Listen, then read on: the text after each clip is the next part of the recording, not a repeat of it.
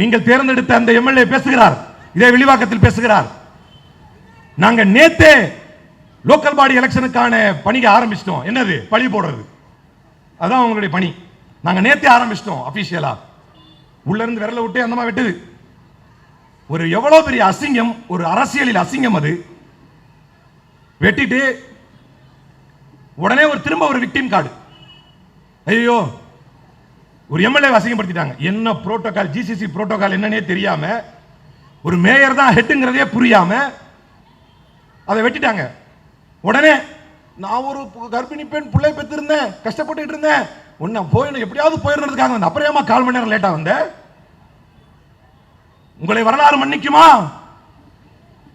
Armstrong படுகொலை செய்யப்பட்ட போது அந்த படுகொலைக்காக அதிகம் வருந்தி ஒரு முதலமைச்சர் அவருடைய வீட்டிற்கு சென்று ஆறுதல் சொன்னார் என்றால் வரலாற்றிலே அவருடைய வீட்டுக்கு சென்று ஆறுதல் சொன்னார். ஆனால் அவர் அதிமுகவின் சார்பாக எதிர்த்து நின்றார். அப்படி எதிர்த்து நின்ற போது இன்று நம்மை விட்டு, நம்முடைய கூட்டணியை விட்டு சென்று விட்ட மரியாதைக்குரிய திருமாவளவன் அவர்கள் நம்முடைய கூட்டணியில இருந்தார். இருந்துகிட்டே சொன்னாரு, திருவிக நகர் தொகுதியில நான் ஆம்ஸ்ட்ராங் மனைவியை எதிர்க்க மாட்டேன் என்றார். அதையும் ஆட்சேபனை செய்யாமல் தாயுள்ளத்தோடு ஏற்றுக்கொண்ட ஒரு முன்னாள் முதலமைச்சர் தான் திராவிட முன்னேற்ற கழகத்தின் தலைவர். ஆனால் நீங்கள் கேவலம் ஒரு சட்டமன்ற பதவிக்காக நடுத்தெருவிலே வந்து, இதே பல்லவி எம்எல்ஏ நடுத்தெருவிற்கு வந்து ஒரு சட்டமன்ற பதவிக்காக நடுத்தெருவிற்கு வந்து உங்களுக்கு உரிமை வேண்டும், நியாயம் வேண்டும் என்றால் நீங்கள் நீதிமன்றத்தில் பெற்றுக் கொள்ளுங்கள், நீங்கள் எல்லாம் எப்படி சட்டமன்றத்துக்கு வரலாம் என்று கேட்டவர் தான் இந்த பல்லவி. இவர் பேசுகிறார் ஒடுக்கப்பட்டவருடைய உரிமைக்காக, ஒடுக்கப்பட்டவருடைய குரலுக்காக இவர் பேசுகிறார். மாறாக ஒரு ஒடுக்கப்பட்ட சமூகத்திலிருந்து ஒரு பெண்ணை கொண்டு வந்து இளம் வயதில் இப்படியும் ஒரு மேயர் இருக்க முடியும் என்பதை இந்திய வரலாற்றுக்கு உணர்த்தி காட்டியது மேயர் பிரியாவை கொண்டு வந்து சாதனை படைத்த ஆட்சி தான் திராவிட மாடலின் ஆட்சி. ஆனா மக்களே, இவனுடைய இந்த கான்ஸ்பிரசி தியரி கேமுக்கு தயவு செஞ்சு பலியாயிராதீங்க. பொழுதுக்கும் இதே கதை தான். ஐயோ, நான் எஸ்சி, நான் பெண்ணு, அப்ப இவங்கெல்லாம் யாரு? இப்போதும் பழைய ஸ்கிரிப்டை தூக்கிட்டு வந்துட்டார். திருச்சியில பழைய தூக்கி ஏமாற போடுறீங்க அப்படிங்கிறார். அதை நம்புவதற்கு மக்கள் இருப்பதாக அவர் நினைக்கிறார். இன்னைக்கு உள்ளாட்சி பிரதிநிதித்துவத்திலே ஏழுக்கு ஏழையும் எல்லா அனைத்தையும் நாங்களே வெல்வோம் என்று பேசுகிறார் ஆதவ அர்ஜுனா, வில்லிவாக்கம் எம்எல்ஏ. ஆனால் பெண்களே, நீங்கள் தெரிந்து கொள்ள வேண்டும், இதே உள்ளாட்சிகளிலே 33% இடஒதுக்கீட்டை கொண்டு வந்து பெண்கள் உள்ளாட்சி பிரதிநிதிகளாக லோக்கல் பஞ்சாயத்துகளிலே, கார்ப்பரேஷன்களிலே பெண்கள் பிரதிநிதிகளாக வர வேண்டும் என்று சட்டம் இயற்றி பெண்களுக்கான அரசியல் பிரதிநிதித்துவத்தை உள்ளாட்சி அமைப்புகளிலே உறுதி செய்த தலைவர் தான் முத்தமிழறிஞர் கலைஞர் என்பது வரலாறு. அவர் உறுதி செஞ்சதுலதான் இப்ப நீ வந்து அந்த கட்சியிலிருந்து வந்த ஒரு மேயரையே குறைவாக பேசி, அதுக்கப்புறம் தான் கிட்டத்தட்ட இன்னைக்கு நிலவரத்துக்கு if I am not wrong 44,000 பெண்கள் உள்ளாட்சி பிரதிநிதிகளாக தமிழகத்தில் இருக்கிறார்கள் என்றால் அதற்கு காரணம் இன்றைக்கு நாம் யார் புகழரை பேசிக் கொண்டிருக்கிறோமோ அந்த முத்தமிழறிஞர் கலைஞர் என்பதை நீங்கள் தெரிந்து கொள்ள வேண்டும். கலைஞர் பேசினார், அதையும் இங்கு சொல்லி காட்ட விரும்புகிறேன். ஒரு மேடையிலே பேசினார். இன்னைக்கு அது எவ்வளவு பொருந்தி வருதுன்னு பாருங்க. இன்னைக்கு எவ்வளவு பொருந்தி வருதுன்னா, இந்த வியர்வையும் சேர்த்து வைத்தே பேசினார் கலைஞர். என்ன இது? என்றைக்கும் இல்லாத வெப்பம் தலைமை கவிதையிலே என கேட்க தோன்றுகிறதா? பிறகென்ன? முதலுக்கே மோசம் வந்த பின்னர் முயலாக ஆமையாக கிடத்தல் நன்றோ? முத்தமிழறிஞர் கலைஞர் சொன்னார். முதலுக்கே மோசம் வந்த பின்னர் முயலாக ஆமையாக கிடத்தல் நன்றோ? 1000 அடி பள்ளத்தில் விழுந்தவனை கைதூக்கி கரையேற்றும் நேரத்தில் கனமான பாறை ஒன்றை அவன் தலையில் உருட்டிவிட எத்தனிக்கும் உளுத்தர்களை கண்டால் உதைக்கத்தான் வேண்டும், ஓட ஓட விரட்டத்தான் வேண்டும். 1000 அடி பள்ளத்தில் விழுந்தவனை கைதூக்கி கரையேற்றும் நேரத்தில் கனமான பாறை ஒன்றை அவன் தலையில் உருட்டிட எத்தனிக்கும் உளுத்தர்களை கண்டால் உதைக்கத்தான் வேண்டும், ஓட ஓட விரட்டத்தான் வேண்டும். ஆறிலும் சாவு, ஆறிலும் சாவுதான், 100லும் சாவுதான், ஆனது ஆகட்டுமே, இந்த ஆட்சிதான் போகட்டுமே. ஆறிலும் சாவுதான், 100லும் சாவுதான், ஆனது ஆகட்டுமே, இந்த ஆட்சிதான் போகட்டுமே. மகுடமின்றி வாழ முடியா மனிதர்களா நாம்? மகுடமின்றி வாழ முடியா மனிதர்களா நாம்? சிசுவாக பிறக்கும் போதே சிம்மாசனத்தினோட பிறந்தோம். சிசுவாக பிறக்கும் பொழுதே சிம்மாசனத்தினோட பிறந்தோம். சீதை வில்லுடன் பிறந்தது போல் கொற்றக்குடையா கொள்கையா? இன்னைக்கு எல்லாம் ஓடிட்டான் கொள்கையை தாரா பார்த்துட்டு, எல்லாம் கொள்கையை கை கழுவிட்டு கொள்கை ஒன்றுமில்லை என்று விட்டுவிட்டு ஓடிவிட்டார் எல்லாரும். முத்தமிழறிஞர் கலைஞர் இந்த செய்தியை சொல்லி காட்டினார். கொற்றக்கொடையா கொள்கையா, எது வேண்டுமெனில் கொள்கையை விற்று பிழைக்க வேறு நபர் பார் என்போம். கொற்றக்கொடையா கொள்கையா, எது வேண்டுமெனில் கொள்கையை விற்று பிழைக்க வேறு நபர் பார் என்போம்.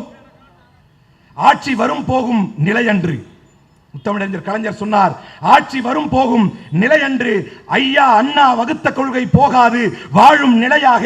எனவே ஆட்சியில் இருப்பினும் இல்லாதிருப்பினும் தன்மானம் உயிரென மதிப்போம், தமிழர் இனமானம் என்றுமே காப்போம். ஆட்சியில் இருப்பினும் இல்லாதிருப்பினும், இதுதான் முத்தமிழறிஞர் கலைஞர் இந்த மக்களுக்கு உரைத்த சூளுரை. இன்னைக்கு அப்படியே அது பொருந்தி வருகிறது. என்னைக்கோ வெயில் காலத்தில் பேசியிருப்பார் போல இருக்கு, இன்னைக்கு அப்படியே வேர்வை ஊற்ற ஊற்ற அந்த செய்திகள் நமக்கு பிறந்து வருகிறது. எவ்வளவு நுணுக்கமாக முத்தமிழறிஞர் கலைஞர் இந்த பெண்களுக்காக செயல்பட்டார் என்றால், விதவை என்று சொல்லக்கூடிய வார்த்தையை கூட கைம்பெண் என்று சொல்லி 2 புள்ளிகளை வைத்து அவர்களை மங்களகரப்படுத்தியதுதான் முத்தமிழறிஞர் கலைஞர் இந்த வரலாற்றிலே. ஆனால் இன்றைக்கு நாம எங்க நிக்கிறோம், என்ன பேசுறோம் என்பதையே தெரியாத ஒரு முதலமைச்சரை வர வைத்துவிட்டு, ஊர் முழுக்க சாதியை பார்த்து வேட்பாளரை நிற்க வைத்து விட்டு, நான் எந்த காலத்தில் சாதியை போட்டு ஓட்டு போட்டேன் அப்படின்னு கேட்கிறார். எல்லாவற்றுக்கும் திராவிட முன்னேற்ற கழகம் தான் காரணம் என்கிறார். உங்களுக்கு ஒரு நல்ல உதாரணம் சொல்றேன் இதுக்கு. நான் முதலமைச்சர் விஜயை பார்த்து சொல்ல விரும்புகிறேன். நீங்க யாரை பார்த்து காப்பி அடிக்கிறீங்கன்னு தெரியுது. உங்களுடைய முன்னுதாரணம், உங்களுடைய ரோல் மாடல் நரேந்திர மோடி. நரேந்திர மோடியை பார்த்தீங்கன்னா எப்பவுமே அக்கௌண்டபிலிட்டி எடுக்க மாட்டார். என்ன நடந்தாலும் சரி, வந்தே பாரத் ஸ்டார்ட் பண்றதை பார்த்துருக்கீங்களா? பார்த்துருக்கீங்களா? உங்களை தான் கேட்குறேன். எதுக்குன்னா, நான் பாட்டுக்கு ஏதாவது பேசிட்டு இருப்பேன், நீங்களும் கேட்டே இருப்பீங்க. சில பேர் என்ன செய்வாங்கன்னா, பேசிட்டு இருக்கப்ப ரொம்ப தீவிரமா குனிஞ்சு அப்படின்னு தலையாட்டிட்டு இருப்பாங்க. நம்ம நினைப்போம் அவங்க கேட்டுக்கிட்டு இருக்கிறாங்க, அவங்க என்ன பண்ணிட்டு இருப்பாங்க. அதனால இருக்கிறதே பெரிய தாலாட்டு மேடை தான். ஆனா வெயில்ல வருமானு நினைக்கல. எங்க விட்டேன்? கவனிச்சுதான் இருக்கீங்க. அக்கௌண்டபிலிட்டி. வந்தே பாரத்தை யாரு கொடியேசி துவக்கி வைப்பா? மோடி. ஆனா அதுக்கு ஒரு அமைச்சர் இருக்காரு. ஆனால் ஒடிசால ட்ரெயின் வந்துச்சுன்னு வைங்க, யார் போனோம்? அமைச்சர் போனோம். அவருக்கு தெரியாது. அவர் என்ன பண்ணுவாருன்னா, யாரோ சதி செய்கிறார்கள், அவரு விட்டா எங்க போயிருவாருன்னா தெரியுமில்ல, யாரை தோண்டி எடுப்பாருன்னு. விஜயோட ரோல் மாடல் நரேந்திர மோடி தான். ஏன்னா அவரை பார்லிமெண்ட் வச்சு கேள்வி கேட்டா, செத்து இத்து உளுத்து போன மகாத்மா இவரு யாரு, ஜவஹர்லால் நேருடைய பணத்தை தோண்டி எடுப்பார். இதுக்கெல்லாம் காரணம் நேரு தான் அப்படின்னு. விஜய்க்கு ஒரு தைரியம், இதையே நம்புறதுக்கு இந்தியாவில் ஆள் இருக்கும் போது பீஸ் கேரியரை திமுக தான் பிடிக்கிட்டு போயிட்டான். பாத்தீங்களா இல்லையா? பீஸ் கேரியரை திமுக தான் பிடிக்கிட்டு போயிட்டான். வேண்டுமென்றே பிரச்சனை செய்கிறார்கள். தேடி தேடி பார்த்தாங்க, எதுவும் கிடைக்கல. இந்த கோயம்பேடுல ஒரு சம்பவம் நடந்துருச்சு. அவன் திமுக கொடி போட்ட ஒரு கார் பக்கத்தில் நிற்கிறான். திமுக காரன் தான் எல்லாம் பண்றான். கஷ்டப்படுறான்னு பாவம். அவனுங்களே இப்ப நினைச்சு பார்த்திருப்பானு, பேசாம எதிர்கட்சியா இருந்திருக்கலாம். டேய், வரலாற்றை புரட்டி பாருங்களடா. எதிர்கட்சியாக இருந்து எதிர்த்து எதிர்த்துத்தான் இந்த மண்ணிலே தன்னை வளர்த்து கொண்டது திராவிட இயக்கம் என்பதுதான் வரலாறு. இந்தியாவே எமர்ஜென்சிக்கு பயந்த போது பட்டி தொட்டி எங்கும் கூட்டம் நடத்தி கலைத்துப்பார் என்று இந்திரா காந்திக்கு சவால் விட்ட ஒரு தலைவர் இந்திய வரலாற்றில் இருந்தார் என்றால் அது ஒற்றை தலைவர் முத்தமிழறிஞர் கலைஞர் என்பது வரலாறு. எதிர்த்து எதிர்த்து தான் வளர்ந்த இயக்கம், எதிர்க்கத்தான் வளர்ந்த இயக்கம், எதிர்த்து நிற்கத்தான் உங்களை ஆட்சி அமைவதற்கு அனுமதித்திருக்கக்கூடிய இயக்கம் இந்த இயக்கம். நினைச்சுக்கிட்டா ஆள்றதுக்காக நம்ம அனுப்பியிருக்காங்கன்னு விஜய் தப்பா நினைச்சுக்கிட்டார். உன்னை ஆள்வதற்காக அனுப்பவில்லை ராஜா, உன்னை அம்பலப்படுத்துவதற்காக அனுப்பி இருக்கிறார் தலைவர். யார் இந்த இடத்துல யாரை கொண்டு வந்து நரேந்திர மோடியை பார்த்தீங்கன்னா அக்கௌண்டபிலிட்டி எடுக்க மாட்டார். அவர் பிரைம் மினிஸ்டர் ஆகிறதுக்கு முன்னால மித்ரோம் ये क्या हुआ, ரஷ்யாவுடைய கரன்சி குறைய மாட்டேங்குது, அமெரிக்காவுடைய கரன்சி குறைய மாட்டேங்குது, மற்ற நாடுகளுடைய கரன்சி குறைய மாட்டேங்குது, இந்தியாவுடைய கரன்சி தேஞ்சிக்கிட்டே போகுது அப்படின்னு அவர் சொல்லும் போது சற்றேற குறைய 60 ரூபா தான் டாலர் நிற்கிறான இந்திய ரூபாயின் மதிப்பு. இப்போ எவ்வளோ? 96 கிட்ட. ஆனால் இதற்கும் காரணம் யார்தான்? ஒருவேளை உண்மையா கூட இருக்கலாம். ஏன்னா இன்னைக்கு நம்மளுடைய இந்த நிலைமைக்கும் காரணம் யார்தான்? புரியலையா? ஒருவேளை இருக்கலாம். மோடி சொல்ல சரியா இருக்குமோ? நம்ம பாட்டுக்கு விளையாட்டா சொல்லுவோமா, மோடியை நியாயப்படுத்தினார் அலிம் புகார் சாட்டா போட்டு முடிச்சு விட்டுருவா. நான் அதைத்தான் சொன்னேன். கார்த்திக் சிதம்பரம் பேசினார். அதான் சொல்றேன், கார்த்திக் சிதம்பரம் பேசினார், பெரும் மரியாதைக்குரிய பாராளுமன்ற உறுப்பினர் பேசினார். நாங்க சப்போர்ட் பண்ணலனா கூட திமுக ஆட்சி அமைக்காது. நாங்க என்ன பண்றது? எங்க மேல தப்பில்லை. நாங்க சப்போர்ட் பண்ணலனா கூட திமுக ஆட்சி அமைக்காது. நாங்க சப்போர்ட் பண்ணா மட்டும் ஆட்சி அமைச்சிட போறாங்க. அதனால நாங்க போயிட்டோம். 2014 தேர்தலை விடு, 2019 தேர்தலை கூட விடு, 2024 தேர்தலில் பாரதிய ஜனதா கட்சி ஆட்சி அமைப்பதற்கு தள்ளாடி கொண்டிருக்கும் பொழுது 22 விட குறைவாக வைத்திருந்த சந்திரபாபு நாயுடுவையும் நிதிஷ்குமாரையும் அழைத்து பேசிக் கொண்டிருந்த போது கொள்கை கோட்பாடு கொண்ட கொள்கையின் மீது உறுதியாக நின்ற திராவிட முன்னேற்ற கழகம் அன்றைக்கு நினைத்திருந்தால் மத்திய அமைச்சரவையில் இடம்பெற்றிருக்கும். காங்கிரஸே என்ன பண்றது, நீ ஆட்சிக்கு நாங்க வரலனா கூட நீ ஆட்சி அமைக்க போற, நாங்க பிஜேபி கூட போயிடுறோம் சொல்லிருக்கலாமா இல்லையா? சொன்னாரா? வந்து தூக்கிட்டு அன்னைக்கு கலைஞர் அமைச்சாரு. அன்னைக்கு அமைச்சாரு. அன்னைக்கும் கொள்கை ரீதியாக பாபர் மசூதியையும் பொது சிவில் சட்டத்தையும் 370 அப்ரகேஷனையும் நீ வாய் திறந்து பேசக்கூடாது என்று அவர்களுக்கு கொள்கையிலே வாய்ப்பூட்டு போட்டு இந்தியாவில் ஒரு இயக்கம் பாரதிய ஜனதா கட்சியின் கொள்கைக்கு வாய்ப்பூட்டு போட்டது என்றால் அது இந்தியாவிலேயே திராவிட முன்னேற்ற கழகமும் முத்தமிழறிஞர் கலைஞர் தான். சரி விடு, அது ஒரு தப்பு, ஒரு பிரச்சனையே வச்சுக்க, ஒரு ஃபால்ட்னே வச்சுக்க. ஆனால் அதற்கு பிறகு 3 முறை வாய்ப்பு கிடைத்த போது கூட கொண்ட கொள்கையின் மீதும் ஏற்ற நண்பனுக்காகவும் வைத்திருந்த கூட்டணிக்காகவும் உண்மையாக நின்று காட்டிய ஒற்றை தலைவர் இந்தியாவில் இருந்தால் என்றால் முத்துவேல் கருணாநிதி ஸ்டாலின் என்பதை வரலாறு மறக்காது தெரிந்து கொள். என்ன வாய் பிடிச்சது மாங்கா பிடிச்சது ஏன் பேசிடுறானு? நீ ரிசைன் பண்ணிட்டு போ. ஏண்டா ரிசைன் பண்ணிட்டு போய் விளையாடிட்டு இருக்கிறீங்க? இன்னொரு எம்பி உதயநிதி ஸ்டாலின் ரிசைன் பண்ண சொல்லுங்க. ஏண்டா யார் தலைமையிலடா கூட்டணி? யார் பொறுப்பேற்ற கூட்டணி? பிராண்ட் யாரு? ஸ்டாலின் தொடரட்டும், தமிழ்நாடு வெல்லட்டும் என்று சொன்ன பிராண்டடா. இந்த பிராண்ட்ல தானே வின் பண்ணீங்க, இல்ல ராகுல் காந்தியை காட்டி வின் பண்ணீங்களா? பிராண்ட் யாரு? வெக்கம் கட்டவர்கள். அவரை ரிசைன் பண்ண சொல்லு. தலைமையிலே திமுக தலைமை கூட்டணி. அப்ப வரலாற்றிலே டாலருக்கு நிகரான இந்திய ரூபாயின் மதிப்பு சரிந்தாலும் அதற்கு தான் பொறுப்பல்ல. ஆனா அவர் பேசியிருக்கார். இன்னொரு இடத்துல ஜோக்கா பேசுவாப்ல நரேந்திர மோடி. அப்ப சொல்லுவாரு, நான் ஒரு ஹோட்டலுக்கு போனேன், ஹோட்டல்ல சாப்பாடு நல்லா இருந்துச்சு, உடனே ஒரு வெயிட்டரை கூப்பிட்டேன், இப்ப சாப்பாடு நல்லா இருக்குன்னு சொன்னேன். உடனே அந்த வெயிட்டர் வந்து ரொம்ப தேங்க்ஸுங்க, எனக்கு தான் இந்த எல்லா புகழும் சேரும் அப்படின்னு சொன்னா. அது எவ்வளவு பெரிய தப்பு. ஏன் கவனிக்கிறீங்களா? அது ஏன் தப்பு? என்னங்க புகழ் யாருக்கு போய் சேரணும்? பயமா வேற இருக்கு. நீங்க சமையல் பத்தி இருக்கு, பெண்கள் சொல்ல மாட்டீங்களா? நான் ஏதாவது கேட்டேன்னு வைங்க, இது முத்தமிழறிஞர் கலைஞரால் பகுத்தறிவு பெறப்பட்ட பெண் சமூகம்.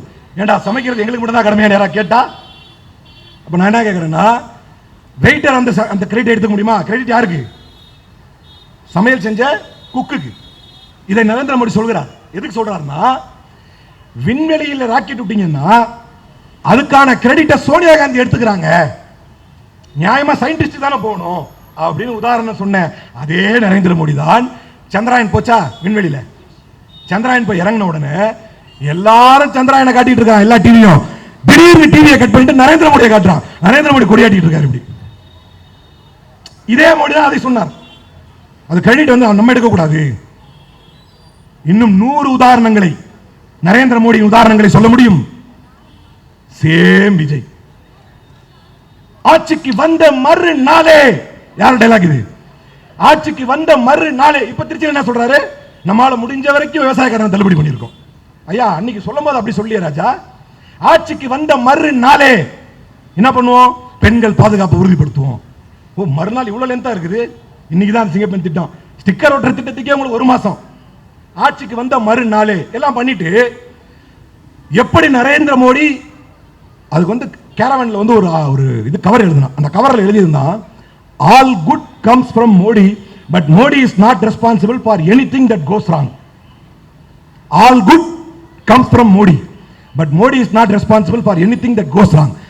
உலகத்தில் என்ன நல்லது நடந்தாலும் யாருக்கு தான் கிரெடிட்? மோடி. ஆனால் ஒரு சின்ன பிரச்சனை கூட யார் பொறுப்பெடுத்துக்க மாட்டா. சேம் நல்லது இன்னும் நடக்கல தமிழ்நாட்டில். அண்ணன் டிஆர்பி ராஜா துவக்கி வைக்க திட்டங்களையே திரும்ப போய் கையெழுத்து போட்டு எவனுங்களுக்கு எவ்வளவு தைரியம்னா அண்ணன் டிஆர்பி ராஜாவையே அதுல மென்ஷன் பண்ணி நீ என்ன பண்ண அவரே கேட்கிறான். எல்லா நல்லதுக்கும் விஜய் காரணம். ஆனால் நான் தான் ஒண்ணே ஒன்று சொன்னேன், சரிப்பா இப்பதான் வந்திருக்கிற செய்ய முடியாது, நீ என்ன பண்ணு ஒரு டைம் லைன் கொடுத்துரு, இத்தனை தேதிக்கு பிறகு என்ன கேளுங்க, நான் தான் பொறுப்பு.